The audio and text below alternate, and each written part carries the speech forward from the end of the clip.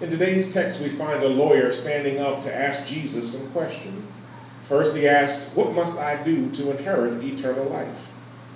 Jesus asked him the question. He's a Jewish lawyer. He knows the law. He says, "What does the law say?" The law says you must love the Lord your God with all your heart and with all your soul and with all your strength and with all your mind, and you must love your neighbor as yourself. Jesus told him, "You have given the right answer. Do this and you live." But the man couldn't leave it alone. He couldn't stop at just being satisfied with the answer, probably because he was afraid that if Jesus looked at him too deeply, he would realize that he didn't live any of those things that he just said. That maybe while he worshiped God and while he loved the Lord with all his heart, his soul, his mind, and strength, he might not have loved his neighbor as himself.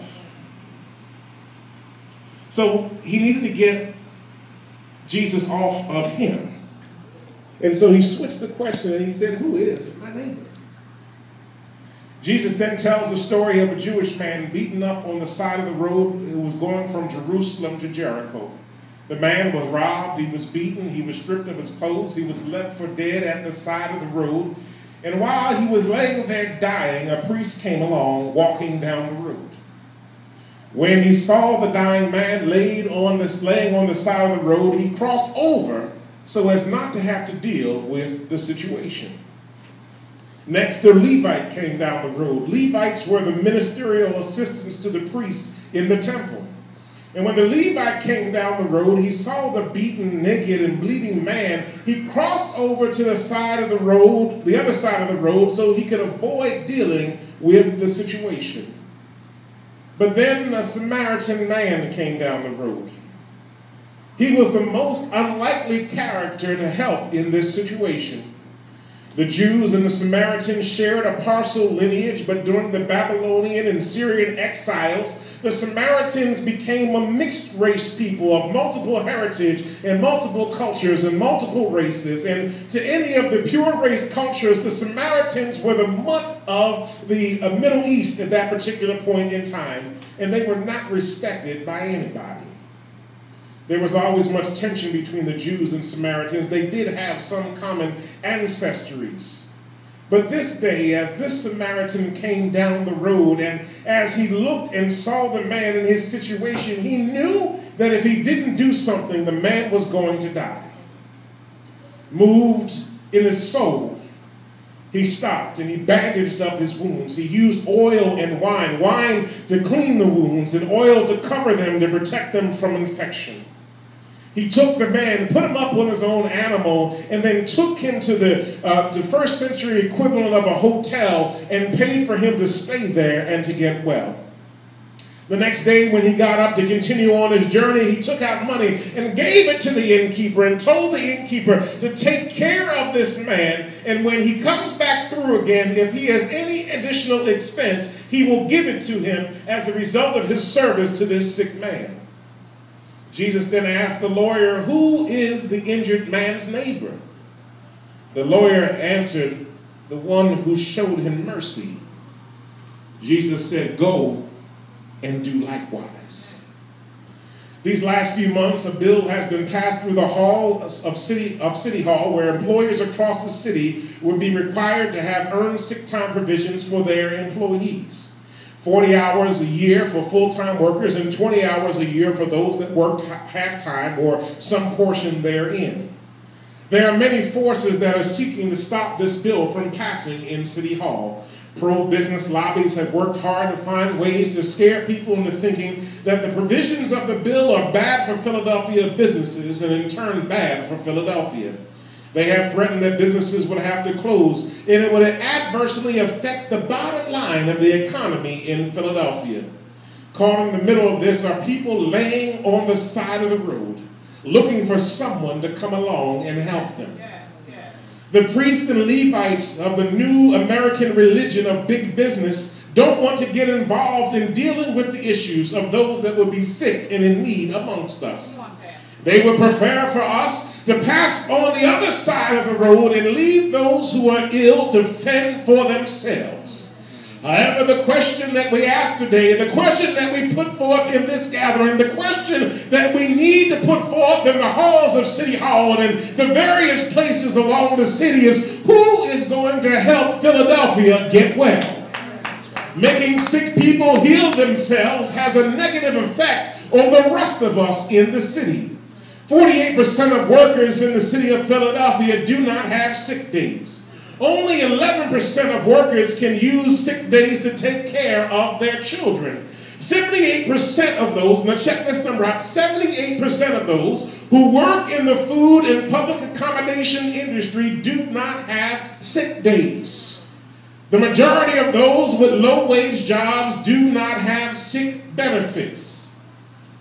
So the people serving your food in a restaurant or fast food place do not have sick time benefits. How does that affect your health and the health of your family? People coming to work with the flu and colds are now making you and your family sick. Then you, in turn, now have to take time off from work to care for your children and for yourself. Do you have sick time? Human beings get sick.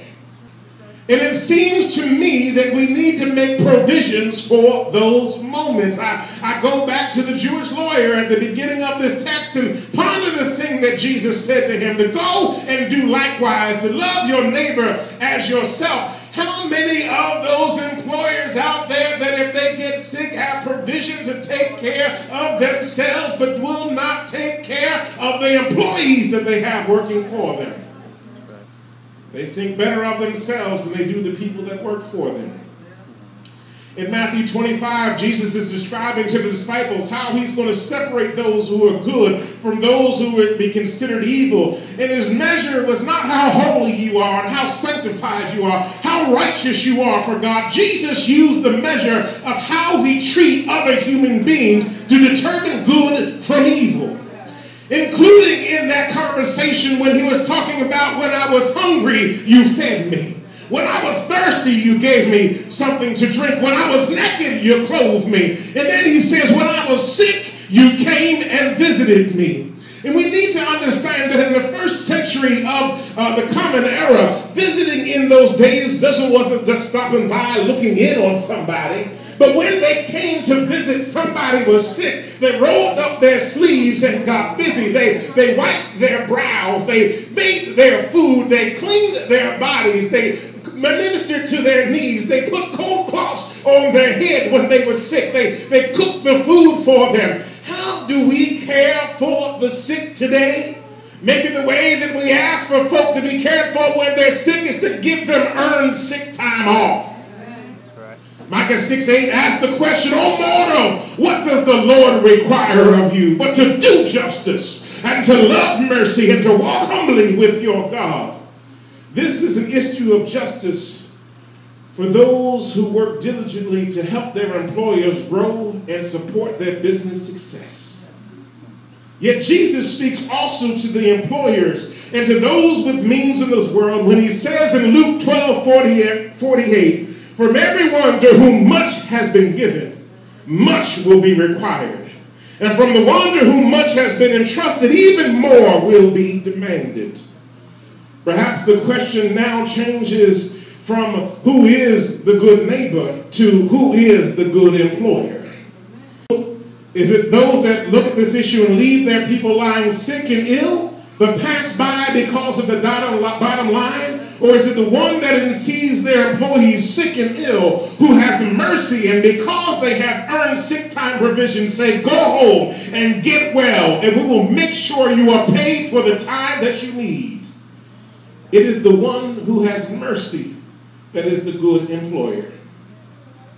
We need to help good employers see the validity of doing this great work. City Council needs help to help the employers in Philadelphia do the right thing.